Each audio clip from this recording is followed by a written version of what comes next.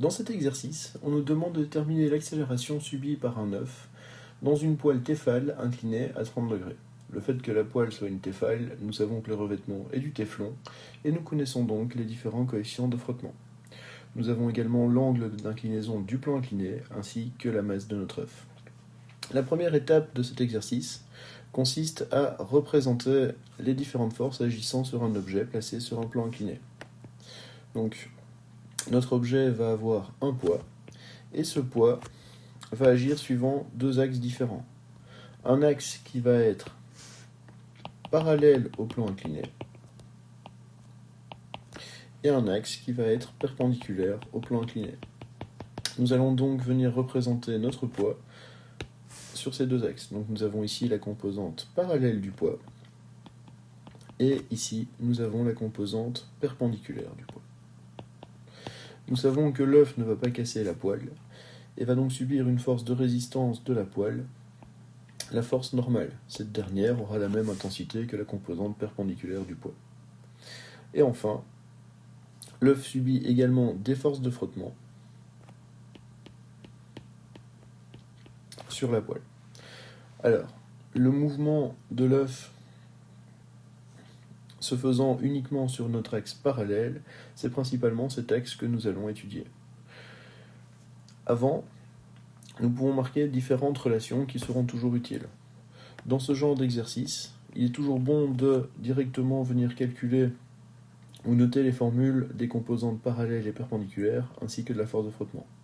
Nous savons que la composante parallèle du poids est égale à sinus alpha fois g, et que la composante perpendiculaire du poids est égale à cosinus alpha fois g. Comme notre œuf est au repos sur l'axe perpendiculaire, nous savons que les deux forces présentes sur cet axe vont avoir la même direction, la même intensité et sont de sens contraire. Donc, la relation cosinus alpha fois g nous donne également l'intensité de la force normale. Enfin, nous savons que les forces de frottement sont égales au coefficient de frottement statique multiplié par la normale.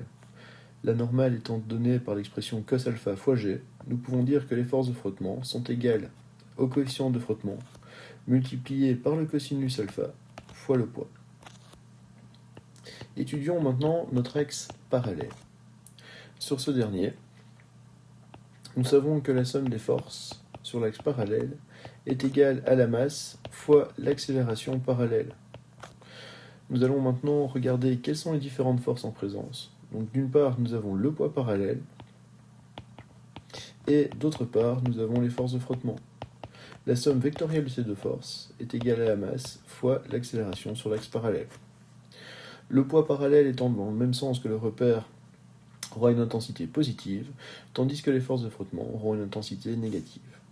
Le poids parallèle moins les forces de frottement est donc égal à la masse fois l'accélération.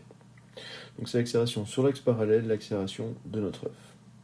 Le poids parallèle est donné par la relation sinus alpha fois g, tandis que les forces de frottement sont obtenues par la relation mu fois le cosinus de l'angle alpha fois le poids, et c'est égal à la masse fois l'accélération.